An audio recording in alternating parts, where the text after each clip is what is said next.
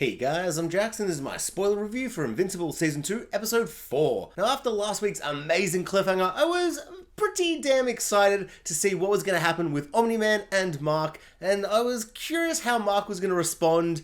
And whilst I feel like it was inevitable eventually in the show that we would get like them teaming up to punch a bunch of Viltrumites in some way, it's crazy to me that it happened this quickly in this episode. Like, so much of what happened in this episode, I feel like was something I did expect to happen, but not kind of this quickly. Except for one thing, and that is the baby. I cannot believe he's already had another family. He's come to this new planet, and he immediately hooks up with some other woman, bug, and they have a shockingly non-bug babe. Let me get this straight. Viltrumite and human get some kind of human / Viltrumite. I guess Viltrumites and humans look the same. Okay, yeah, okay. Viltrumite and blue bug lady equals purple Viltrumite? What? I just don't understand. Where's the bug part of the baby? I want to see a little bug baby. And why is it purple? All the bugs were blue. I don't understand. I guess his genes are stronger than the bug gene, so it just overcarried, and somehow the bug gene got confused and was like, I'm usually blue, now I'm purple. Sure. But it doesn't really matter. It doesn't really matter. He's had a child, and I just think it's a really interesting thing for him to have done. We see him in such a interesting state. I love the opening of this episode, where we have from season 1 that moment of him like leaving Mark, and he leaves the atmosphere and you see the tears, but then we keep following him and he just journeys for months and months. He slowly grows that amazing Omni-Man beard we've only seen briefly once. I like the mustache. Really like the beard. It was such an exciting and emotional and just a fantastic way to start the episode. Just him floating through, and we see different like planets exploding and suns and all this stuff, and then we have this amazing shot of him like slowly floating towards a sun, presumably to like kill himself, or at least he's like thinking about it to the point where maybe he'll just let himself fall in. Really intense, and I love the idea that he sees these people and he could totally just let them crash and die and then kill himself. But that little hero part of him that he's kind of built into himself by saving people all the time on Earth, I guess, overpowers him and he saves them. Maybe by habit or like just kind of a reflex potentially even. But due to doing that, he then kind of starts helping them and saving them, becomes their emperor for sure. But he kind of reminds himself of like this reason why he loves to live and why he did choose to be a hero. It was all really interesting, and it's kind of shaping up that Omni-Man, I guess, is probably going to be a classic anti-hero character, whereas I guess Season 1 I did kind of feel like I was like, oh man, what if Superman but the villain? But it does appear to be what if Superman but the villain, but then probably going to be a Superman at the end. And I just found all of that really fascinating and interesting. It's also really awesome, and I feel like is why he had the new family, even though it seems very quick. And it's just so brutal for Mark as well. But I love the idea that he's like, I can't go back to Earth. Like, hey, yeah, maybe I'm like a good guy now. Maybe I'm doing a whole anti-hero situation. But what I did was unforgivable, and I cannot go back there. Because I guess I just always expected he'd try and apologize to Debbie in some way. So he's off with Bug Lady, making purple babies that just aren't buggy enough. I don't understand why it just looks all Viltrumite. And so then we get a big old classic punch-up situation.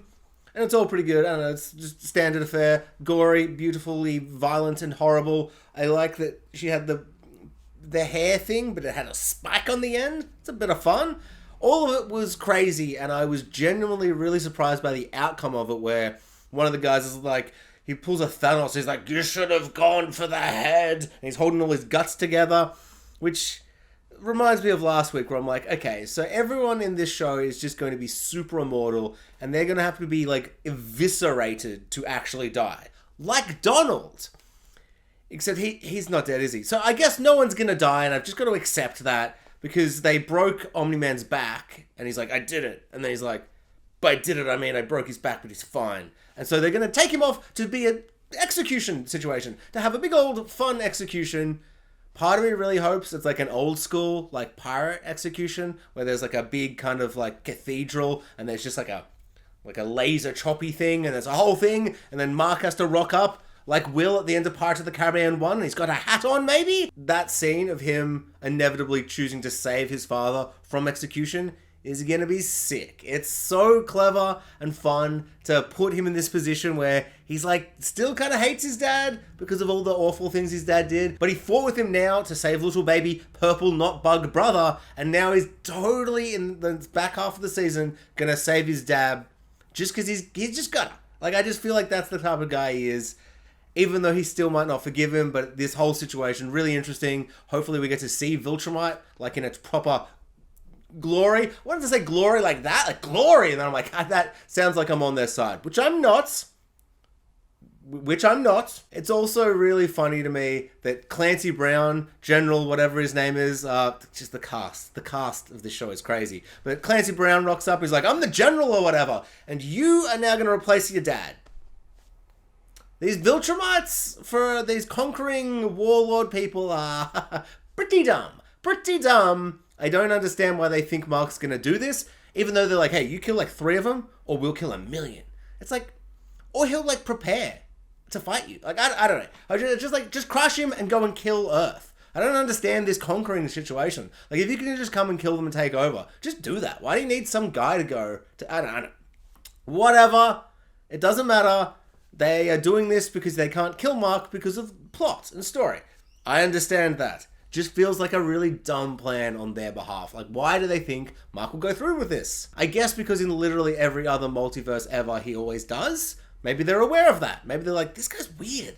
Mark's usually, like, really into the genocide and murder of all the people. He's always Viltrumite. Why is he so earthy this time? I don't like it. Maybe they're aware of the multiverse and how bad and awful Invincible usually is. So this week, Donald finds out that he died in Season 1, and he watches a video of Season 1, and he's like, oh my god, I exploded, because he found the glasses, which didn't explode somehow.